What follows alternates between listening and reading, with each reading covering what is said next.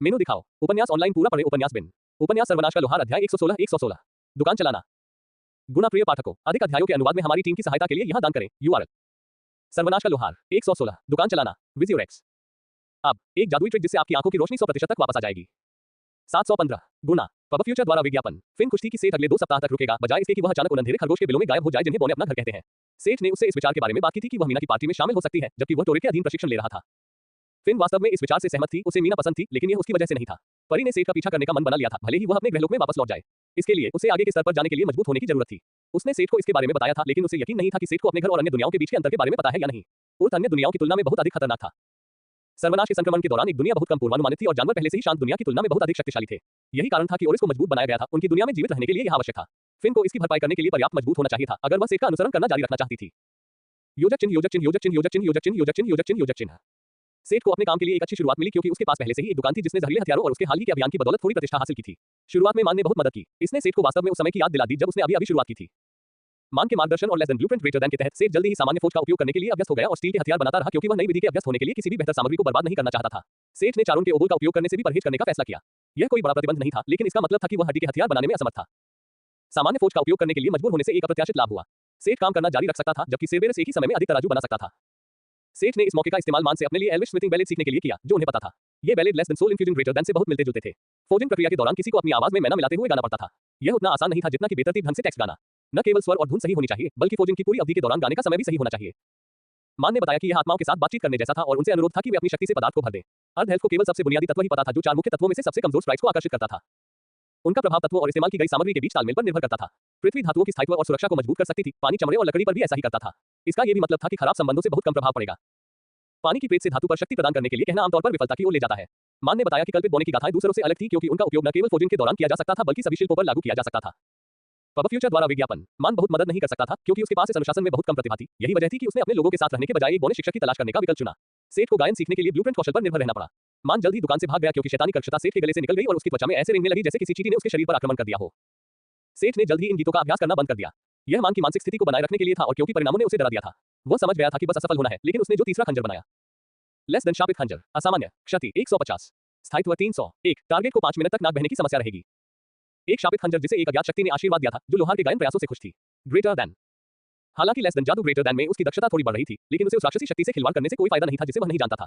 भले ही वह उन्हें जानता हो, उसे यकीन नहीं था कि वह उसे चाहता है। हालांकि सेठ के पास बहुत सारा स्टील था, लेकिन इसका मतलब यह नहीं था कि यह सस्ता सामान था। सभी हथियार बिल्कुल असामान्य थे और दुकान काफी अच्छी चल रही थी। फिर भी सेठ को इतनी कम कुशलता के लिए यह सब काम करना पसंद नहीं था। इसके बजाय उसने कुछ पैसे निवेश करने का फैसला किया। वह बेहतर सामग्री का उपयोग करना चाहता था, लेकिन मौजूदा फौज दुर्लभ धातुओं के साथ काम करने में सक्षम नहीं था। इसका मतलब था कि उसे एक बेहतर खरीदना होगा, सिर्फ इसलिए कि उसे सामान्य उपकरण का उपयोग करना था। इसका मतलब यह नहीं था कि वह अपग्रेड नहीं कर सकता था। टोरेट वर्कशॉप वास्तव में उच्च श्रेणी का था। मान ने इसमें बहुत मदद की क्योंकि वह उपयुक्त कारीगरों को जानता था। लेकिन चौथे दिन सुबह जाने के बाद वह अर्ध हेल्थ वापस नहीं आया। शाम को सेठ के पास कार्यशाला की मेज पर अलग अलग ब्लेडों का ढेर था। उनमें अभी तक कोई हैंडल नहीं था, लेकिन उसने इस अवसर का उपयोग उन हथियारों के विभिन्न आकारों के अभ्यस्त होने के लिए किया जिन्हें वह भविष्य में बनाने की योजना बना रहा था। अब सेठ को एहसास हुआ कि उसका क्लर्क गायब हो गया है। मान सेठ ने उसे अपने कमरे में ढूंढा, लेकिन वह वहां नहीं था। कुछ घंटे पहले मान दुकान से निकलकर शॉपिंग जिले की सतह पर एक राजमिस्त्री से मिलने गया। यह प्रसिद्ध बौने भाई बहनों की शाखा थी, जिनमें से एक राजमिस्त्री था और दूसरा इंजीनियर।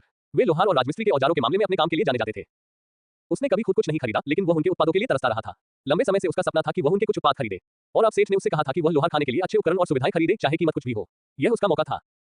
अर्ध हेल्थ ने अभी पहली भूमिगत परत में प्रवेश ही किया था कि उसे तीव्र दर्द महसूस हुआ और उसकी आंखों के सामने अंधेरा छा गया। यह पानी की एक ठंडी धार थी जिसने उसे उसकी अनैच्छिक नींद से बेदर्दी से जगा दिया। वह एक अंधेरे कमरे में एक कुर्सी से बंधा हुआ था, लेकिन वह अपने सामने एक छोटी सी छाया देख सकता था। हम फिर मिलेंगे, मान, आकृति ने गंभीरता से कहा। मिस्टर जे, लेकिन क्यों? मैंने अपना कर्ज चुका दिया। मान का दिमाग अभी भी चकरा रहा था और वह धीरे धीरे ही शब्द बना पा रहा था। ऐसा इसलिए क्योंकि मैंने उससे ऐसा करने के लिए कहा था। अचानक अंधेरे में एक और आकृति बोली। कमरे में एक मंद रोशनी थी और मान देख सकता था कि कौन बोल रहा है। यह एक एल्फ था, एक महंगे दिखने वाले हरे रंग के लिबादे में लिपटा हुआ, एक अभिमानी भाव और लंबे नुकीले कानों के साथ। M master लिरिस। योगिनी का चेहरा घृणा से भरे चेहरे में बदल गया। मैं अब तुम्हारा मालिक नहीं हूँ। तुम्हारी हिम्मत है, तुम मुझसे और हमारे शिल्प से कैसे मुंह मोड़ सकते हो? और मामले को बदतर बनाने के लिए तुम उन गंदगी करने वालों से सीखने गए थे। पब फ्यूचर द्वारा विज्ञापन। उसका गंभीर मुखौटा उतर गया और वह गुस्से से लाल हो गया। न केवल इस युवा में भागने की हिम्मत थी, बल्कि वह उन खनिज बौनों में से एक से सीखने की अपनी कोशिश पर भी अड़ा रहा। उसने मिस्टर जे को अपना जीवन नरक बनाने के लिए पैसे दिए थे, लेकिन क्या हुआ? न केवल ऋण काम नहीं आया, यहाँ तक कि वे लोग भी गायब हो गए जो उसे अपंग बनाने वाले थे ताकि उसे लोहारी छोड़नी पड़े। यह एक बिंदु पर आ गया था जहाँ श्री जे ने अपने बाउंसलर को केवल एल्फ मास्टर के क्रोध को शांत करने के लिए एल्फ का अपहरण करने के लिए भेजा था। मान केवल उस आदमी को देख सकता था जिसने एक बार उसे दयालुतापूर्वक लोहारी की मूल बातें सिखाई थी, और उसकी ओर दुख भरी निगाहों से देख सकता था। मेरे पास क्या विकल्प था? मेरा सपना हमेशा से मास्टर की तरह एक महान और सम्मानित लोहार बनने का था। आधे एल्फ के गालों पर आंसू बहने लगे। मास्टर जानते हैं कि हमारे गाथा गीतों के लिए मुझमें कोई प्रतिभा नहीं है। चाहे मैं कितना भी अच्छा गाऊं या गाथा गीत का प्रदर्शन करूं, प्रेतात्माएं केवल निष्क्रिय रूप से मेरी विनती का जवाब देती हैं, और किसी भी उच्च आत्मा ने कभी जवाब नहीं दिया। मैं इस तरह से कहीं कैसे पहुंच सकता हूं? मैं इसका सीधा सा मतलब है कि तुम लोहार बनने के लायक नहीं हो। तुम्हें इसे स्वीकार कर लेना चाहिए था और अपना वर्ग बदल लेना चाहिए था, मेरे चेहरे पर इस तरह थूकने के बजाय। लिरिस का एक शिष्य एक पत्थरबाज से सीखने के लिए भाग गया। तुमने मुझे मजाक में बदल दिया है। तुम एक मजाक हो। तीनों ने दरवाजे से आवाज सुनी। मान ने ऊपर देखा और सेठ के आंसुओं के बीच से उसकी विकृत आकृति देखी। ये बहुत अच्छा नहीं है। उसने बाउंसलर को कमरे में फेंक दिया। उसका चेहरा खून से लथपथ और विकृत था, लेकिन वह जीवित था। सेठ ने तर्क दिया कि खून उसकी गलती थी, लेकिन उसने तर्क दिया कि वह पहले से बेहतर दिख रहा है। मान, तुम क्या कर रहे हो? हमारे पास वास्तव में इसके लिए समय नहीं है। मुझे उस नए फौज की आवश्यकता है। वह आगे बढ़ा और हैरान मान को बांधने वाली रस्सियों को काटना शुरू कर दिया। अन्य दो युवक की अचानक उपस्थिति से स्तब्ध थे और उसे अवाक होकर देख रहे थे। तुम्हें क्या लगता है कि तुम क्या कर रहे हो? ये लिरिस था जिसने फिर से अपनी आवाज पाली थी। अपने कर्मचारी को वापस ले जा रहा हूं। आपके पास पुनर्मिलन के लिए कुछ अजीब रीति रिवाज है, लेकिन मैं आपके द्वारा उसके काम में बाधा डालने की सराहना नहीं करता। सेठ को वास्तव में उनकी छोटी सी दुखभरी कहानी में फंसने का मन नहीं था। वह बस घर वापस जाना चाहता था और अगर वह इस दुष्ट मालिक को बिना ज्यादा बातचीत के भगा सकता तो उसे खुशी होती। सेठ को पता नहीं था कि अपरित लोगों को कैसे ढूंढा जाता है और उसने आखिरी घंटा इधर-उधर भागते हुए और ऐसे लोगों से बात करते हुए बिताया जो शायद कुछ जानते हो। एकमात्र अच्छी बात यह थी कि योरामेल काफी दुर्लभ थे, इसलिए उसने कई स्टॉल मालिकों को जानकारी के लिए पैसे देने के बाद कुछ सुराग पाए। हमलावर का विवरण जे के बाउंसलर से मेल खाता था और सेठ बस अपनी किस्मत आजमाने के लिए यहां आया था। किसने सोचा होगा कि वह किसी अजीब एल्विश ड्रामा में खलल डालेगा? तुम्हारी हिम्मत! क्या तुम जानते हो मैं कौन हूं? मैं हूं। हाँ, मास्टर ल्यूट या जो भी हो, मुझे परवाह नहीं है। मेरे क्लर्क से दोबारा संपर्क मत करना, समझे? सेठ जानता था कि ऐसे लोगों से बात करने का कोई मतलब नहीं है, इसलिए उसने अपने मन की शांति के लिए वह सब कुछ किया जो वह कर सकता था। उसने मान को अपनी बांह के नीचे दबा लिया और वहां से चला गया और उस घबराते हुए योगिनी को पूरी तरह से अनदेखा कर दिया। जाने से पहले वह मिस्टर जे की ओर मुड़ा और बोला, और तुम अब इस योगिनी की बात मत सुनना। अगर मैंने तुम्हें फिर से मेरी दुकान में गड़बड़ी करते हुए पाया तो मैं तुम्हारी सारी संपत्ति राख में बदल दूंगा। यह कोई धमकी नहीं बल्कि एक वादा था। पब फ्यूचर द्वारा विज्ञापन प्रायोजित सामग्री। 2 घंटे तक बातचीत, सोने से पहले बस ये करो। घुटने के दर्द से पीड़ित लोगों को ये पढ़ना चाहिए। संपर्क टॉस साइट में दान करें, मेनू दिखाओ। उपन्यास ऑनलाइन पूरा पढ़े। उपन्यास बिन। उपन्यास सर्वनाश का लोहार अध्याय 117 पफल्स की भूख। सर्वनाश का लोहार 117 पफल्स की भूख। पब फ्यूचर द्वारा विज्ञापन। क्या ये वाकई ठीक है? सेठ के हाथ के नीचे छिपे हुए आधे एल्फ ने पूछा जब वह वाणिज्यिक जिले की सबसे निचली परत से बाहर निकल रहा था। लेस देन मानचित्र ग्रेटर देन के साथ और 3 बार इस रास्ते से चलने के बाद भी सुरंगों की अपनी चींटी के टीले जैसी भूलभुलैया में दिशा निर्धारित करना कठिन था। ओह जरूर, मुझे लगता है शायद आपको अकेले होने पर दुकान नहीं छोड़नी चाहिए। सेठ ने आह भरी। आज शायद उस नए फौज का ऑर्डर देने में बहुत देर हो चुकी है ना? मान ने कुछ बार पलकें झपकाई जब तक कि उसे समझ नहीं आया कि उसके नियोक्ता का क्या मतलब था। हाँ, मुझे लगता है। सेठ ने एल्फ को नीचे रख दिया जब वे वापस कार्यशाला में आ गए और लोहार के पास जाकर हैंडल लगाने और हथियार तैयार करने चला गया। वह चाहता था कि कल वे हथियार अलमारियों में रखे जाएं। अगले दिन वह फिन और पफल्स को अपने साथ लोहार खाने ले गया। उसने फिन से कहा था कि वह मान के साथ बोने की दुकान पर जाए। उसने उससे अपनी दुकान दिखाने का भी आग्रह किया। हालांकि सामने का हिस्सा प्रभावशाली नहीं था, लेकिन उसने अंदर के हिस्से और उसके क्लर्क की शक्ल सूरत की तारीफ की। इससे मान, जो कि क्लर्क था, बेतहाशा शर्मा गया। दूसरी ओर पफल्स ने सेठ के साथ उसकी कार्यशाला में जाने के लिए कहा था। इविसन ने अचानक अपना ध्यान रोक दिया था और उसे काम करते हुए देखने के लिए कहा था। उसने अक्सर सेठ को हवाई जहाज पर सामान बनाते हुए देखा था। शायद वह ये देखने में दिलचस्पी रखता था कि जब वह एक सामान्य लोहार की दुकान में काम करता था तो क्या फर्क पड़ता था। परी और योगिनी के चले जाने के बाद सेठ ने काम करना शुरू कर दिया और पफल्स पीछे की ओर एक मेज पर बैठ गया। उसने अभी एक ब्लेड खत्म किया था जब उसने पृष्ठभूमि में एक अजीब सी खटपट सुनी। ये सेरबेरस के तराजू पर मुक्का मारने से अलग था। जब उसने पलटकर देखा तो उसने देखा कि छोटा आइवी से गोलेम के काम से बचे हुए ढेर में खोजबीन कर रहा था। तुम क्या ढूंढ रहे हो? आइवी सर चौंक गया जब उसने सेठ को पीछे से पूछते सुना। वह पकड़ा गया था। क्यों टी महान मैं के पास छिपाने के लिए कुछ भी नहीं है। नहीं, मैंने बस आपकी सामग्री की गुणवत्ता का निरीक्षण किया है। हाँ, मैं समझ गया, छिपाने के लिए कुछ भी नहीं है। फिर सेठ ने झुककर एक टुकड़ा उठाया। उद्धरण चिन्ह ... इस पर काटने का निशान क्यों है? क्यों पब फ्यूचर द्वारा विज्ञापन। मुझे कुछ पता नहीं। चलो पफल्स द माइटी, उसने कहा और उसे जमीन से उठा लिया। इविस अब काफी बड़ा हो गया था और उसे पहले की तरह गोद में उठाकर रखना मुश्किल था। तुम मुझे सब कुछ बता सकते हो। क्या हम भागीदार नहीं हैं? मैं तुम्हारी मदद करना चाहता हूँ। अगर तुम मुझे नहीं बताओगे तो मैं तुम्हारी मदद नहीं कर सकता। चलो मुझे बताओ, मुझे तुम्हारी मदद करने दो। वह युवा इविस से फुसफुसाता रहा। क्यों? ठीक है, शक्तिशाली, मैं तुम्हें मेरी मदद करने की अनुमति दूंगा। मुझे अपने विकास के लिए विशिष्ट धातुओं की आवश्यकता है, लेकिन मैं उन्हें आपकी दुकान में नहीं पा सकता। मैंने कुछ चखने की कोशिश की, लेकिन वे सही चीजें नहीं है। तुम दूसरी चीजें खाना चाहते हो? क्या इसका मतलब है कि तुम अलग अलग चीजों से धागे बना सकते हो? सेठ ने तुरंत अनुमान लगा लिया। पफल्स ने इसे छिपाने की कोशिश की थी क्योंकि वह जानता था कि सेठ उसे और भी ज्यादा धागा पाने के लिए फिर से चीजें भरना शुरू कर देगा। इसमें कुछ भी बुरा नहीं था, लेकिन दिन भर धागा बनाना वाकई बोरिंग था।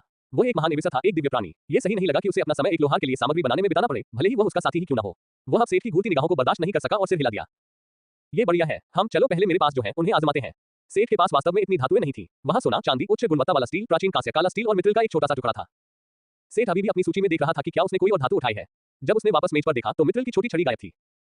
क्या मैंने पहले ही मित्रिल निकाल नहीं लिया था? उसने अपनी इन्वेंट्री में वापस देखा, लेकिन उसे नहीं मिला। फिर उसने कुतरने की आवाज सुनी। जमीन पर पफल्स था और उसने ठीक समय पर देखा कि उसका बचा हुआ मित्रिल इविस के मुंह में गायब हो गया। वह गुस्सा होने ही वाला था, तभी उसे याद आया कि वह ओरा में आसानी से और भी खरीद सकता था। खैर, बस का मतलब है बहुत सारे पैसे देकर। क्यों? मुझे खेद है, मैं खुद को रोक नहीं सका। ये वैसा ही है जैसे आप मिठाई पर प्रतिक्रिया करते हैं। उसने आह भरी। पब फ्यूचर द्वारा विज्ञापन। कम से कम हमें एक ऐसी चीज तो मिल ही गई जो तुम खाना चाहते हो। तुम्हें कितनी चाहिए? क्या ये प्राचीन कांस्य की तरह है या यह अधिक घटकों वाला मिश्र धातु है? कैटरपिलर ने एक क्षण सोचा। 3। फिर हम खरीदारी करने जा सकते हैं, उन्होंने सुझाव दिया। उन्होंने दुकान बंद की और चले गए। मटेरियल मार्केट का अपना एक अलग वर्ग था जो वाणिज्यिक जिले में था। वर्ग के चारों ओर विशेष दुकानें थी जहां आप सभी प्रकार की मात्रा में विशिष्ट सामग्री का ऑर्डर दे सकते थे। दुर्भाग्य से इनमें से कुछ विंडो शॉपिंग के लिए उपयुक्त नहीं थी जहां आप बहुत सी अलग अलग चीजें देख सकते थे।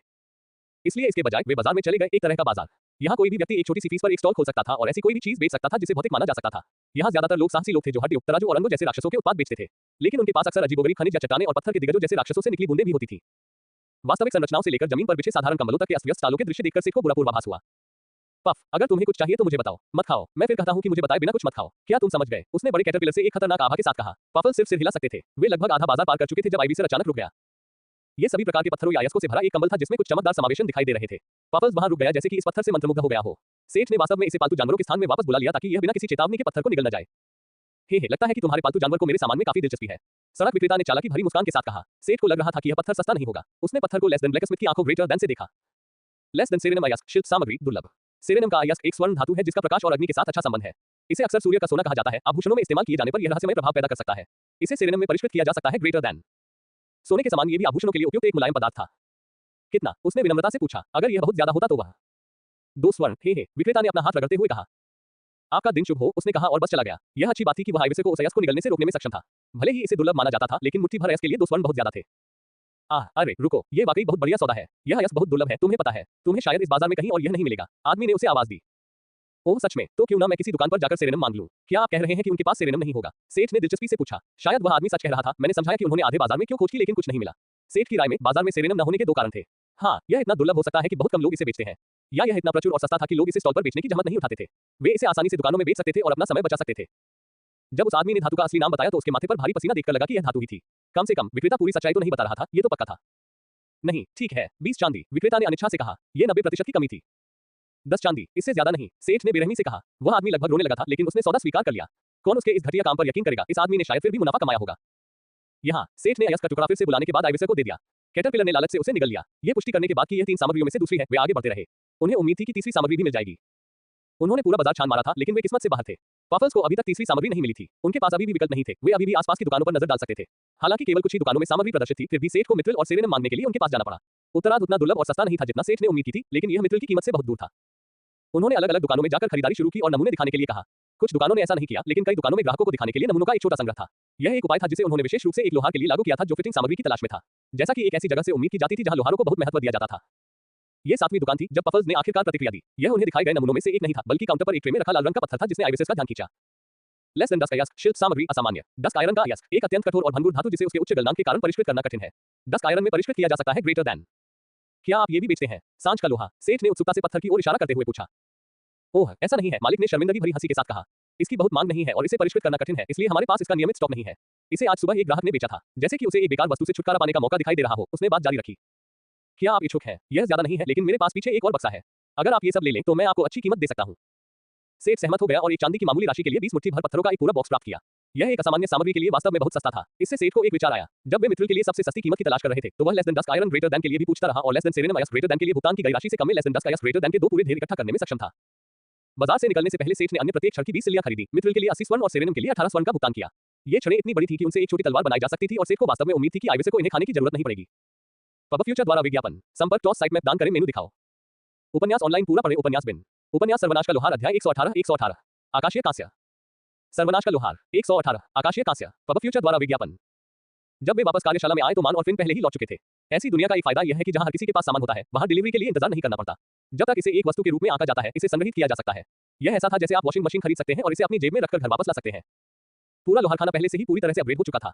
एक नया फोर्ज, एक पावर हैमर, एक्सचेंज करने योग्य पीसने वाले पहिए, एक लोहार को उच्च स्तरीय हथियार और कवच बनाने के लिए जो कुछ भी चाहिए होता है। परी और योगिनी ने वास्तव में उसके बटुए पर कोई दया नहीं की। वह वास्तव में शिकायत नहीं कर सकता था, वह आखिरकार मिस्टर मनीबैग था। मजेदार बात यह है कि उन्होंने उससे कम पैसे खर्च किए। दुकान में घुसते ही वे दोनों काउंटर पर आपस में मजाक करते हुए मिले। ऐसा लग रहा था कि मिस्टर जे ने उनकी सलाह मान ली थी क्योंकि फिन के पास मान की संगति के अलावा ज्यादा कुछ करने को नहीं था।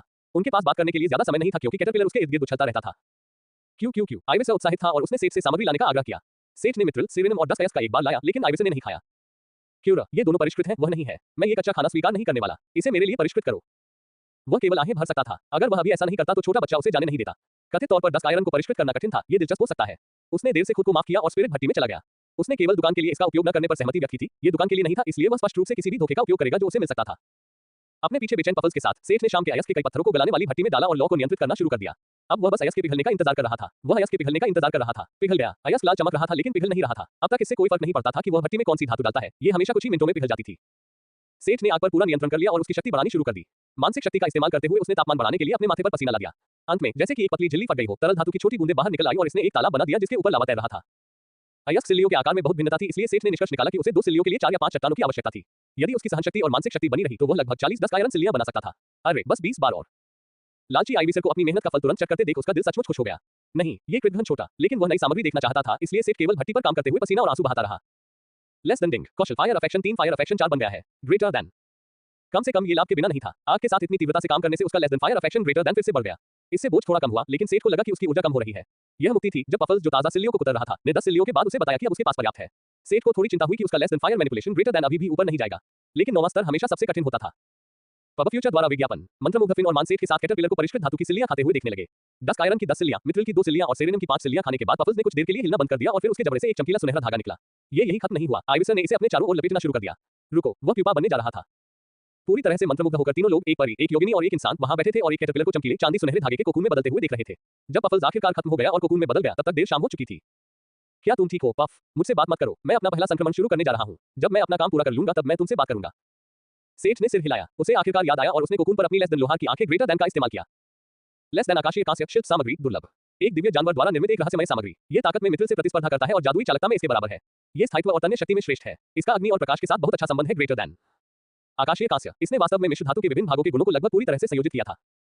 सेठ ने मिश्र धातुओं के साथ बहुत अधिक छेड़छाड़ नहीं की थी, लेकिन उसने जो सुना था उससे वास्तव में कई अलग-अलग धातुओं और खनिजों को एक तरह से सामंजस्य स्थापित करना बहुत कठिन था, ताकि एक ऐसा मिश्र धातु बनाया जा सके जो व्यक्तिगत अवयवों से बेहतर हो। लेस देन ब्लैकस्मिथ की आंखें, ग्रेटर देन ने इसे दुर्लभ माना। क्या ये नेरिल के लिए महाकाव्य होगा? उसे उम्मीद थी कि बूढ़ा आदमी इसे देखने के बाद दिल का दौरा पड़ने से नहीं मरेगा। नई सामग्री की जांच करने के बाद सेठ ने कोकून को पालतू जानवरों के स्थान पर रख दिया। अब उसके पास आखिरकार नई भट्टी का परीक्षण करने का समय था, या नहीं, ये पहले से ही देर हो चुकी थी। दिन के अंत में उसने मान को उसके और फिन के साथ बाहर खाने के लिए आमंत्रित किया। अगले दिन सेठ आखिरकार super material less than Mithril greater than के साथ काम करना शुरू कर सकता था। हर कोई जानता था कि यह कितना मजबूत था और इसमें सबसे अधिक जादुई चालकता थी। मिथ्रिल न केवल less than blacksmith greater than में बल्कि जादू में भी उसकी मदद करेगा। फिर भी उसने असामान्य मंत्रमुग्ध स्टील के हथियार बनाए। वे लगभग कोई अनुभव नहीं देते थे क्योंकि लोहा जादू के लिए एक अच्छा माध्यम नहीं था। वह उन बुनियादी मंत्रों के साथ बहुत अधिक दक्षता हासिल नहीं कर सका जिनका वह उपयोग कर सकता था। लेकिन उसे शुद्ध मिथ्रिल का उपयोग करने में संकोच था। ये वास्तव में एक महंगी सामग्री थी और वह क्या सोच रहा था, ये सब उसके कौशल को बढ़ाने के लिए था, न कि अधिक पैसा कमाने के लिए। पैसा तो वैसे भी आ ही गया। एक पिंड, एक छोटी तलवार या 2 सामान्य खंजर बनाने के लिए पर्याप्त था। जब तक वह असफल नहीं होता तब तक उन्हें दुर्लभ होने की गारंटी थी। यदि वह इसे शुद्ध less than Mithril greater than से बनाता, वह इसका उपयोग करना चाहता था और 2 और पारंपरिक खंजर बनाने के बजाय उसने स्टिलेटो खंजर बनाने का विकल्प चुना। ये वह ब्लूप्रिंट नहीं था जो सिस्टम ने उसे दिया था, लेकिन सेठ ने मूल रूप से इस ब्लूप्रिंट को डिजाइन किया था। वह सांप के दांतों से उनमें से कुछ बनाना चाहता था। दुर्भाग्य से सामग्री एक अच्छा स्टिलेटो बनाने के लिए पर्याप्त मजबूत नहीं थी, लेकिन less than Mithril greater than अलग था। इस हथियार के आकार ने उसे एक पिन से 3 दुर्लभ हथियार बनाने में सक्षम बनाया। वह शुरू में प्रति हथियार केवल एक बुनियादी जादू का उपयोग करने में सक्षम था। एक स्टिलेटो में इसके लिए पर्याप्त जगह थी। सेठ ने हैंडल को लेस देन उच्च गुणवत्ता वाले स्टील ग्रेटर देन से बनाया होता यदि वह less then spirit smithy greater than का उपयोग कर रहा होता, लेकिन इस बार उसने सांप के दांतों से नक्काशीदार हैंडल और स्टील से छोटे क्रॉसगार्ड और पॉमेल का उपयोग किया। नई भट्टी के बावजूद एक दुर्लभ सामग्री पर काम करना सेठ के लिए मुश्किल था। स्टिलेटोस में एक पतली ब्लेड थी जो छुरा घोंपने में माहिर थी। उसे उम्मीद थी कि यह व्यापक खंजर के आकार की तुलना में आसान होगा, लेकिन जब लक्ष्य एक बहुत पतली ब्लेड थी तो धातु की गति को नियंत्रित करना वास्तव में कठिन लगा। पब फ्यूचर द्वारा विज्ञापन, जब उसने पहला स्टिलेटो पूरा किया और लगभग 5% दक्षता प्राप्त की तो उसने राहत की सांस ली। जब उसने घड़ी देखी तो दोपहर हो चुकी थी। लेस देन मिथ्रिल स्टिलेटो, दुर्लभ, क्षति 590, स्थायित्व 1700। एक महत्वाकांक्षी लोहार द्वारा बनाया गया एक दिलचस्प खंजर। इसका अनोखा आकार छुरा घोंपने वाले हमलों पर होने वाले नुकसान को दोगुना कर देता है, लेकिन कटने पर होने वाले नुकसान को आधा कर देता है। ग्रेटर देन, क्षति के मूल्य लेस देन वफादार भाले ग्रेटर देन के बराबर थे और स्थायित्व भी अनुशंसित था। किस तरह का जादू इसके लिए सबसे उपयुक्त होगा? एक सफेद बोनी हैंडल और गहरे रंग के स्टील तत्वों के साथ एक चमकदार चांदी का स्टिलेटो। जैसे ही उसने सरल जादू की सूची को देखा, वह अपनी नजर मौलिक क्षति पर डाल सका। एलिमेंटल डैमेज एक सरल सर्किट था जो चैनल किए गए मैना को एक विशिष्ट तत्व के जादुई हमले में बदल देता था। सेठ ने जो चुना वह उन मंत्रों में से एक था जो उसने हाल ही में अपनी यात्रा के दौरान प्राप्त किया था।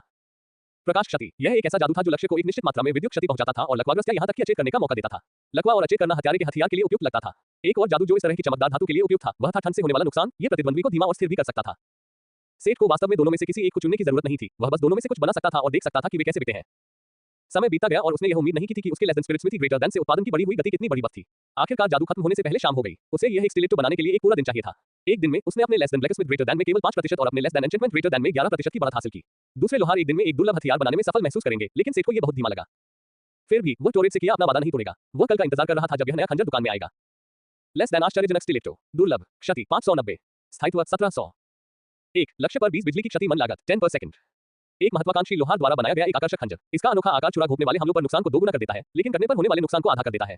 बिजली के नुकसान से आंशिक पक्षाघात होने की 25% संभावना है और स्तब्ध या पूर्ण पक्षाघात होने की 5% संभावना है। ग्रेटर देन, पब फ्यूचर द्वारा विज्ञापन, संपर्क टॉस साइट में दान करें, मेनू दिखाओ।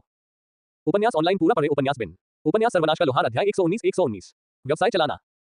सर्वनाश का लोहार 119, व्यवसाय चलाना। पब फ्यूचर द्वारा विज्ञापन। मिथ्रिल स्टिलेटो आखिरी दिन का था। उनकी दुकान में जहरीले हथियारों और उनके और मान द्वारा बनाए गए अन्य हथियारों की लगातार गुणवत्ता के कारण अच्छी प्रतिष्ठा थी। खोज के दौरान से की कार्रवाई ने भी बहुत सारे संभावित संरक्षकों को आकर्षित किया। एक दुर्लभ खंजर के दौर में आने की खबर के साथ उनकी दुकान में बहुत अधिक भीड़ हो गई और साथ ही अधिक धनी व्यक्ति भी आ गए। ये तो मानना ही पड़ेगा कि उनकी दुकान की लोकेशन बहुत खराब थी, इतनी खराब कि इससे बुरा कुछ हो ही नहीं सकता था। लोगों का इस जगह पर हथियार खरीदने आना किसी चमत्कार से कम नहीं था। लेकिन वे नीचे क्यों आते जब सतह पर और ऊपरी परत पर भी दुकानें अक्सर दुर्लभ हथियार बेचती थी? ये जानना जरूरी था कि इनमें से कई साहसी लोग ओरा में क्या हुआ ये समझते थे। कई युवा लोहार बौने कारीगरों और गुरुओं की शिक्षाओं की तलाश में यहाँ आए थे। कई लोगों ने मान्यता प्राप्त करने के लिए स्थापित दुकानों के माध्यम से अपने हथियार बेचने और घाटा कमाने का विकल्प चुना। एक लोहार जिसने अपनी खुद की दुकान खोलने का विकल्प चुना, भले ही वह दूसरी परत में था, अनुशंसित था, लेकिन बहुत से उच्च रैंक वाले साहसी लोगों के लिए वहां जाना पर्याप्त नहीं था। यह तब बदल गया जब सेठ ने दुर्लभ रेटेड हथियारों का निर्माण शुरू किया। एक दुर्लभ रेटेड हथियार भी रैंक साहसी के लिए एक अच्छा हथियार था और किसी भी सी रैंक साहसी का सपना था। ये केवल रैंक ही नहीं थी जिसके कारण लोग उसे देखने आते थे, बल्कि एक युवा और प्रतिभाशाली लोहार को जानना हमेशा भविष्य के लिए एक अच्छा निवेश होता था। एक और पहलू जिसने लोगों को आकर्षित किया वह था कीमत। सेठ ने अन्य दुकानों में इसी तरह के हथियारों के लिए पुरस्कार देखे थे जब उसने अपने हथियार बेचने के लिए जगह खोजने की कोशिश की थी। उसने स्टिलेटो बनाने में केवल एक दिन बिताया और बेरहमी से उनकी कीमतों को कम करने में कोई झिझक नहीं थी। एक स्टिलेटो के लिए 10 सोने के साथ उसने सामग्री की लागत का लगभग 10 गुना मांगा और फिर भी पेशेवर दुकानों की तुलना में सस्ता था। असली सफलता स्टिलेटो और दूसरे हथियारों को बेचना नहीं थी, बल्कि ग्राहकों को आकर्षित करना था। कुछ भी रैंक्स ने नाजुक स्टिलेटो को देखने के बाद हथियार बनाने के लिए सेठ से संपर्क किया। उनमें से ज्यादातर चोर या हत्यारे थे जो नए खंजर की तलाश में थे, लेकिन कुछ अन्य जैसे तीरंदाज भी द्वितीय हथियार के रूप में छोटी तलवारों की तलाश में आए थे। पब फ्यूचर द्वारा विज्ञापन, मान और फिन काउंटर पर काम कर रहे थे। जब मान ग्राहक से निपट रहा था तो फिन आलस से शोरगुल देख रहा था। सेठ तीसरी स्टिलेटो बनाने पर काम कर रहा था और केवल कुछ ग्राहकों से मिला जो कस्टमाइज्ड हथियार ऑर्डर करना चाहते थे। यह एक सफल दुकान का असली संकेत था। ग्राहक उसे ऑर्डर पर हथियार बनाने के लिए पैसे दे रहे थे। सेठ को ग्राहकों के साथ काम करने का बहुत कम अनुभव था, लेकिन अब तक वह हथियारों के साथ काफी समय तक काम कर चुका था और अपने हाथों में बहुत सारे हथियार पकड़ चुका था, इसलिए बुनियादी ज्ञान उसके साथ बना हुआ था। दो छोटी तलवारें कभी एक जैसी नहीं होती। एक ग्राहक के लिए उसे उनके हाथों के आकार, उनकी ताकत, लड़ने की शैली में उनकी पसंद, वजन, संतुलन और हथियार की लंबाई को ध्यान में रखना पड़ता था। वह मूल बातें जानता था, लेकिन सेठ किसी भी तरह से उस्ताद नहीं था जो किसी व्यक्ति और उसके हाथ को देखकर सटीक रूप से यह अनुमान लगा सके कि उसे किस हथियार की जरूरत है। इसलिए वह केवल कुछ ही ग्राहकों से बात करता था, क्योंकि हर एक को अपनी जरूरत और जरूरत के हिसाब से हथियार बताने में 20 मिनट से लेकर आधे घंटे तक का समय लगता था। वह हर हथियार के लिए लगन से नोट्स बनाता था ताकि बाद में वह भूल न जाए। एक बात जिससे वह खुश था वह ये थी कि हर कोई मित्रिल हथियार नहीं चाहता था। कुछ लोगों ने विशेष रूप से स्टील स्टिलेटो की मांग की। हथियार का डिजाइन भी कई साहसी लोगों के बीच बहुत लोकप्रिय था। यह न केवल स्टाइलिश दिखता था बल्कि कुछ स्पाइक्स या कवच भेदी खंजरों की तरह काटने के विकल्प को पूरी तरह से खोए बिना अधिक छुरा घोंपने वाला नुकसान प्रदान करता था। मित्रिल स्टिलेटो को पेश करने के बाद दूसरे दिन के अंत में उन्होंने 2 स्टिलेटो, एक फ्रॉस्ट, एक लाइटिंग बेची थी तथा अधिक हथियारों के लिए 15 कमीशन प्राप्त हुए थे। उनमें से 7 स्टील स्टिलेटो, 3 मित्रिल डैगर्स तथा अन्य 5 विभिन्न हथियारों के लिए मिश्रित ऑर्डर मांग रहे थे। उनके पास सिर्फ एक हफ्ते से थोड़ा ज्यादा समय था और सेठ को यकीन था कि यह काफी है। इतना ही नहीं, ये काम अकेले ही पूरा करना थोड़ा ज्यादा भी हो सकता था। तब सेठ ने खुद से सवाल पूछा, उसे यह काम अकेले क्यों करना चाहिए? ओह मान, क्या हम कुछ दिनों के लिए दुकान बंद कर दें और तुम मेरी मदद करो? उसने एक आकर्षक मुस्कान के साथ कहा। उसके पास एक कर्मचारी था जो एक लोहार भी था। वह अकेले क्यों कष्ट सहेगा? पब फ्यूचर द्वारा विज्ञापन, अगले कुछ दिनों में उन्होंने दुकान बंद कर दी और मान ने सेठ को स्टील से बने असामान्य हथियारों को पूरा करने में मदद की। लेस देन उच्च गुणवत्ता वाले स्टील ग्रेटर देन का उपयोग करके सेठ एक दिन में 7 स्टिलेटो ब्लेड बनाने में सक्षम था और हाफ एल्फ ने छोटे फोर्ज पर क्रॉसगार्ड और पॉमेल बनाना शुरू कर दिया। इसके बाद सेठ ने मित्रिल स्टिलेटो पर काम करना शुरू कर दिया, जबकि मान ने हैंडल को इकट्ठा करने का काम किया। लोहार खाने में बहुत चहल पहल थी। दोनों आदमी पसीना बहा रहे थे और बहुत मेहनत कर रहे थे।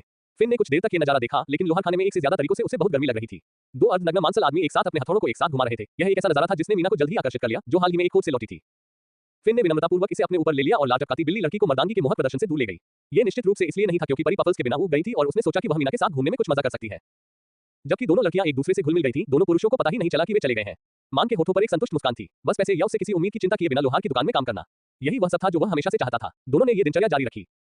तीसरे दिन दुकान बंद होने के बाद जब मान ने 7 स्टील स्टिलेटो और सेठ ने 2 मित्रिल ब्लेड तैयार कर लिए, तो उन्होंने बाकी 5 हथियारों के साथ काम शुरू कर दिया। यानी 2 मित्रिल शॉर्ट तलवारें, less than dark steel greater than से 1 स्टिलेटो और 2 मित्रिल भाले थे।